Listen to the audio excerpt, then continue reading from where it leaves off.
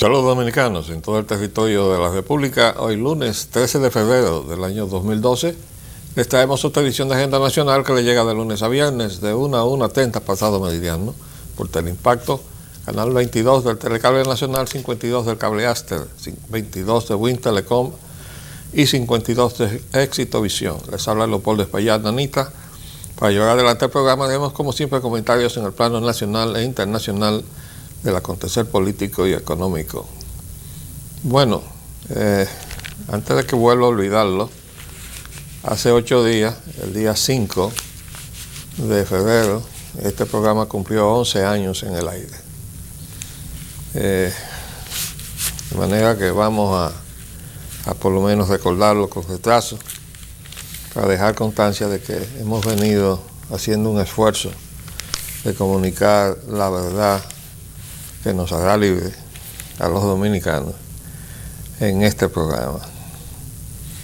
La situación nacional está muy densa, pero antes de entrar ahí, porque hay mucho material sobre eso, quería decir que la situación europea está cogiendo el pespunte que habíamos ya anunciado.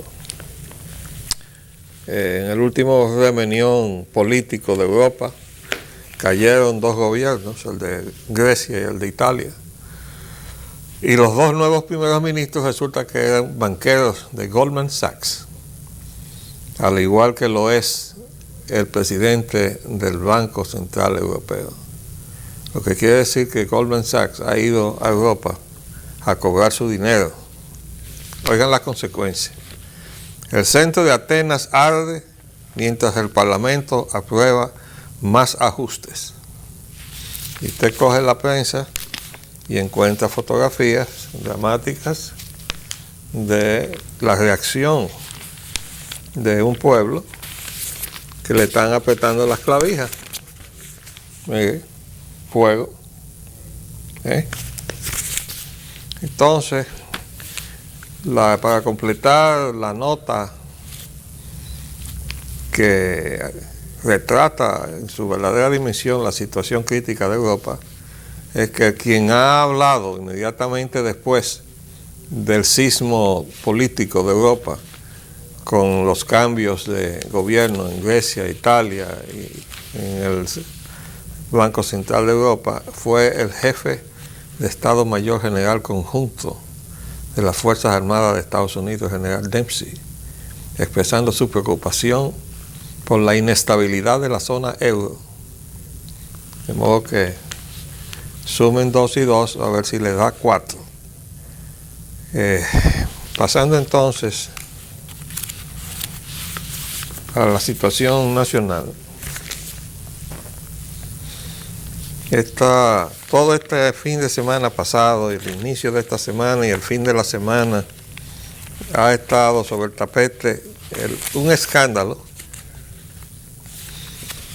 que tiene una enorme importancia, porque viene a sumarse al escándalo de la droga, la presencia de los grandes carteles de la droga en el país, y a las expresiones que no pueden dejarse pasar por debajo de la puerta que han tenido con relación a ese tema.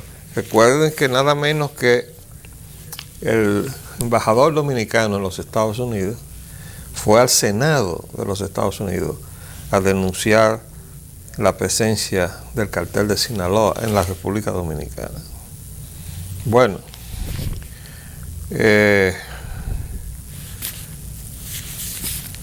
por acá había también un titular.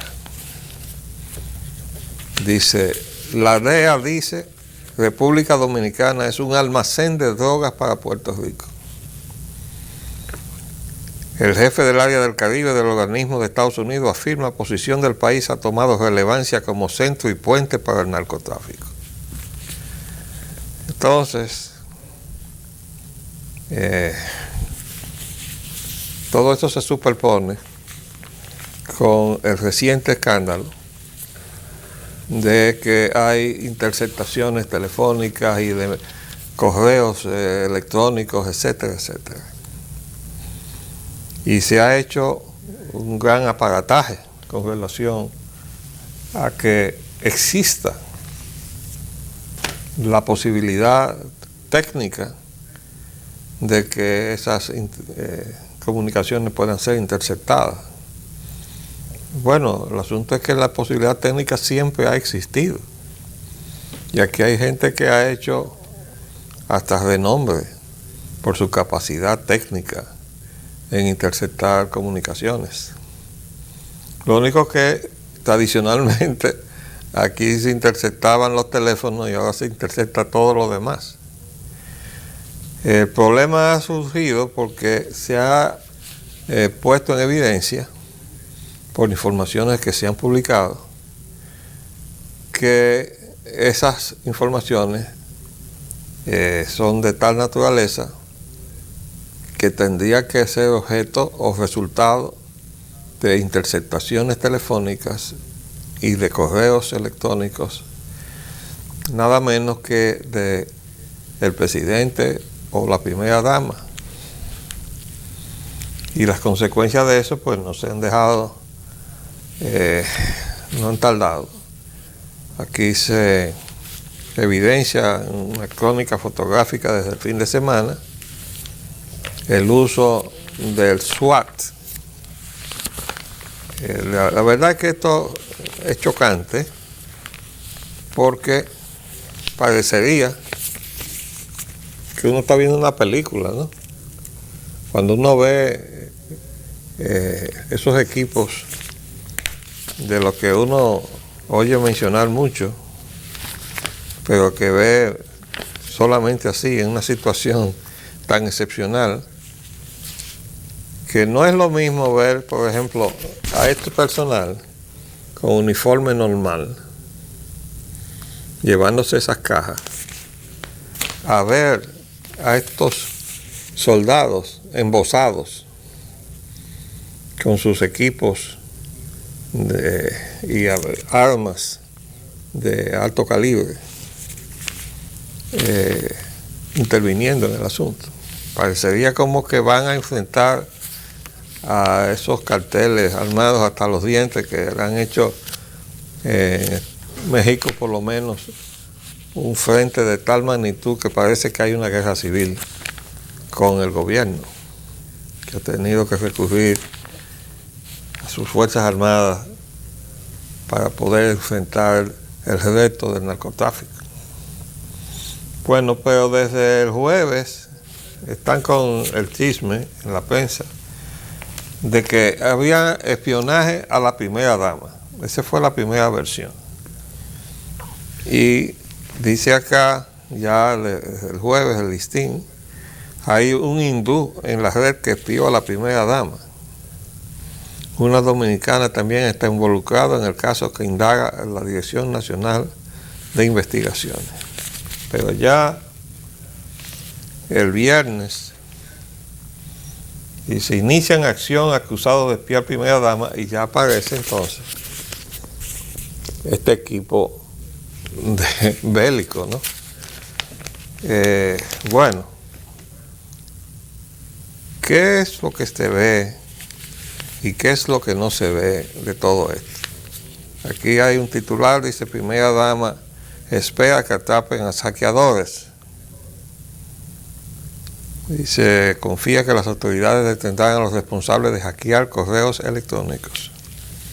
¿Qué pasa? Que entre los perjudicados está Guillermo Gómez, que es una persona que es muy reconocida también, al igual que el señor Frank Cabral Calcaño, porque se dedicaron a interceptar comunicaciones telefónicas. Tienen reputación hecha sobre eso. Entonces, ahora han sido allanadas las oficinas, la casa, todo lo que tuviera que ver con Guillermo Gómez y su hijo, y también con el hijo de Radamés Gómez Pepín, Radamés Gómez Sánchez, periodista igual que su padre. están asociados en una serie de actividades periodísticas el hijo de Gómez, de Guillermo Gómez, y el hijo de Radamés Gómez Pepín. Ellos tienen en el internet siglo XXI digital. En ese medio se ha reproducido una serie de informaciones cuya naturaleza indudablemente comprometen gravemente al presidente Leonel Fernández. No hemos visto nada con relación a la primera dama. Desde luego nosotros no nos ocupamos de darle seguimiento a estos chismes. Pero cuando se trata de una denuncia como del calibre de la que se hizo en la televisión ayer, en el programa de Guillermo Gómez contra el presidente de la República, uno deja de preocuparse por el hecho de que pueda haber una capacidad técnica de interceptar comunicaciones para ponerle atención a qué fue lo que se denunció. Óigame, las denuncias son gravísimas. El manejo que se ha hecho de recursos del Estado con una tarjeta de crédito a disposición del asistente del presidente de la República, exactamente lo mismo que pasó con el escándalo del gobierno de Hipólito Mejía y Pepe Goyco. Ustedes recuerdan que se mencionaba una Pepe Card, la tarjeta que todo lo podía. Bueno, pues ahora han sacado lo que llaman el Danny Card, porque el asistente del presidente Leonel Fernández tiene otro nombre, pero le dicen Danilo Pérez. Entonces le han puesto Danny Card a esa tarjeta con la cual se ha pagado de todo. Vamos a hacer un paréntesis y volvemos en un minuto.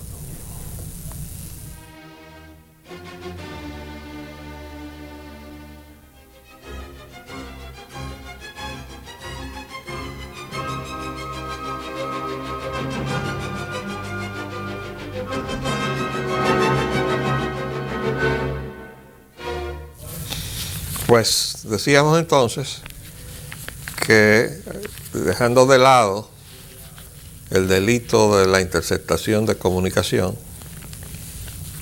que desgraciadamente hay que decir que para los dominicanos no nos sabe a nada, porque aquí todo el mundo sabe que eso casi es tan usual que ha pasado a ser un deporte, sobre todo entre los industriales. Y fíjense un detalle, que las primeras denuncias decían que había distintos tipos de quejosos.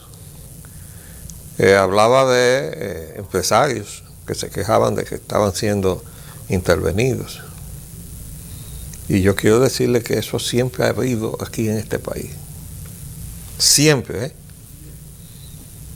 Y yo debo decir que agradezco al ya desaparecido amigo Ricardín Hernández, que me dio la oportunidad de conocer un poco del mundo empresarial dominicano, porque me llevó de asesor de él cuando enfrentó a la DOL, que por fin le ganó el pleito a la DOL, y yo le ayudé a hacer exactamente ese trabajo. Y yo vi cómo las empresas se fiscalizan unas con otras usando los servicios de estos señores, ¿no?, que viven de esto. El amigo Ricardín, cuando quería hacer una llamada privada que no le interviniera, cogía su avión, se iba a Puerto Rico y hacía su llamada desde Puerto Rico, tal y como ustedes lo oyen. Eso es así, Entonces, que eso exista también en la política, hombre. Y los gobiernos siempre espían. Para eso está el DNI. Ahora, ¿quiénes nos espían desde fuera? Ustedes han visto probablemente, los aficionados al cine y a la televisión, que hay un satélite de comunicaciones del gobierno de los Estados Unidos que se llama Echelon. Bueno, ese satélite interviene todo, absolutamente. Entonces eso le da un gran poder al gobierno de Estados Unidos para, primero, estar enterado de todo y segundo, usar esa información, porque la información es poder. Y aquí, en este país y en todos los países de Latinoamérica, cada vez que al gobierno de turno, que siempre ha sido un gobierno de la plutocracia norteamericana, no del pueblo norteamericano, lo repito, es para que aprendan que allí hay una separación que ha distorsionado a la nación norteamericana de sus objetivos trazados en su fundación hasta la fecha, si usted compara una cosa con la otra, al extremo de que eso ya ha sido motivo de preocupación abierta de presidentes o expresidentes como el señor James Carter, Jimmy, que tengo un libro de él denunciando cómo se ha apartado la sociedad norteamericana de sus cánones éticos, ¿no? Bueno, eso tiene toda una serie de denuncias en lo económico, que sería ahora prolijo meternos en eso. El punto no es ese. El punto es que hay un satélite ahí arriba que interfiere todo. Y que en la historia no tan lejana de esta República Dominicana, cada vez que ha sido conveniente hacer un cambio político, de repente han surgido informaciones. Por ejemplo, surgieron contra Joaquín Balaguer, cuando al PRD comenzaron a llegar las informaciones de las personas vinculadas al doctor Balaguer, que viajaban a las Bahamas o a Suiza a hacer depósitos. Entonces, claro, ¿cómo le llegó eso al PRD? ¿De dónde salió esa información? Lo mismo pasó con Antonio Guzmán, con su hija y su yerno, que eran los dos funcionarios, no solamente próximos a él, porque era su hijo y su yerno, sino que era la subsecretaria administrativa y el secretario administrativo de la presidencia. Bueno, pues a manos de él entonces, candidato electo del PRD, Salvador Jorge Blanco, llegaron las informaciones de las tratativas de estos señores y sus negocios y depósitos en el exterior. Y este señor, Salvador Jorge Blanco, fue a donde el presidente Antonio Guzmán, que era un hombre bueno y decente, no tanto así esos familiares que acabo de mencionar, y lo amenazó con meterle preso a su hija y a su yerno. Don Antonio se sintió conmovido con aquella amenaza, porque eso significaba que él estaba siendo sentado en el banquillo de los acusados. Eran las dos personas más allegadas desde un punto de vista familiar, pero además eran los funcionarios del gobierno más cercanos al presidente, que iban a ser acusados ante un tribunal por el nuevo presidente. Don Antonio hizo algunas indagatorias y al comprobar la veracidad de la denuncia, optó por el desgraciado recurso de suicidarse.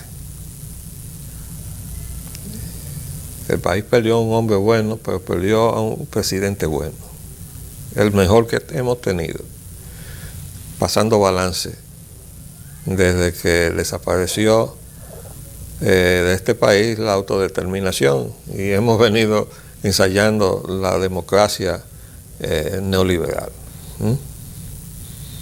Y en definitiva, en cada oportunidad la plutocracia se ha dejado sentir. Recuerden que llegó un momento que después que Balaguer volvió al poder, recibió una visita de un alto funcionario del Departamento de Estado que, según la versión del propio Balaguer, le había lanzado el dardo de los partos desde la puerta del despacho cuando se iba, diciéndole, ¿y si no hay resultado en las elecciones, no? Bueno, es así. Bueno, pues ahora, de repente, en medio de esta crisis y después de muchas declaraciones preocupantes como esa de la DEA, que nosotros somos el almacén de donde se surte Puerto Rico, pero hemos tenido también declaraciones de altos funcionarios como el subsecretario de Asuntos Latinoamericanos del Departamento de Estado, reclamándole una acción vigorosa al gobierno en relación al problema de la droga. Todo eso como antesala de esta situación ahora, después de pasar por todo aquello del avión que se desapareció, en fin, todo este desastre que estamos viviendo. Entonces ahora llega de repente esta información que este medio publica, denuncia el uso indebido de fondos de parte del Palacio Nacional, no solamente con esa tarjeta que está en manos del asistente del presidente de la República, sino que además desde la Policía Nacional se han hecho pagos también que están en la misma categoría de gastos del despacho del presidente, por cantidades realmente impresionantes de dólares. Entonces, el problema del delito de la interceptación telefónica, que en este país ha sido ya una regla aceptada de la política nacional y de la geopolítica, pasa al segundo plano para ir a cuál es la denuncia. Y la pregunta es, ¿quién la está investigando? ¿Se está investigando esa denuncia? Porque, óigame, yo no soy abogado, pero siempre he oído decir que la acción pública se la mueve un rumor. Es decir, el Procurador General de la República, por un rumor público, debe tomar acción de investigar, y el Procurador Fiscal de la jurisdicción, de la que sea. ¿Qué pasa con el aparato de justicia? Nosotros hemos sido siempre partidarios de que se haga un cambio radical en la estructura del aparato de justicia. ¿Ustedes saben por qué? Porque se dice, y creo que en la práctica del derecho y cómo se ejerce la justicia es así, que usted lleva una querella a una fiscalía y el fiscal actúa como el fiscal, es el juez de la querella, o sea, el fiscal decide si procede o si no procede. O sea, puede decir, no, yo desestimo esto y considero que eso es una denuncia poco seria, y no actuar.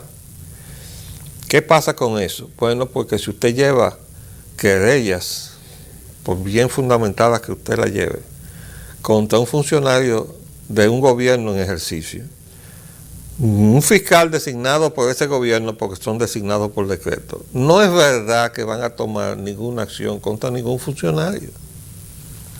Tendría que producirse un escándalo mayúsculo, como el que se está produciendo ahora. ¿Por qué? Bueno, pues sencillamente porque no va a escupir para arriba. Un fiscal designado por el presidente va a ir a investigar al presidente de la República porque sí, porque un ciudadano fue y dijo, aquí está eso. Se tendría que producir un escándalo, pero el escándalo está ahí. Esas denuncias de todos esos gastos que se han hecho en una forma que realmente impresiona, van a obligar a investigar las denuncias. Y nosotros fuimos siempre partidarios de que el cambio que merecía y necesita la justicia dominicana es que una parte de los fiscales los elija el pueblo para que recoja las querellas que vaya contra el gobierno, y otra parte de los fiscales los designa el gobierno para ir a investigar a quien le dé la gana de investigar, y así las cosas irían mejor equilibradas. Pero como no están los fiscales elegidos. Por eso se buscó la figura del defensor del pueblo, que todavía hoy no se ha podido escoger. Pero seguimos sin defensa. Volvemos mañana, si Dios así lo permite. Les habló Leopoldo Espaillat Nanita. Hasta luego.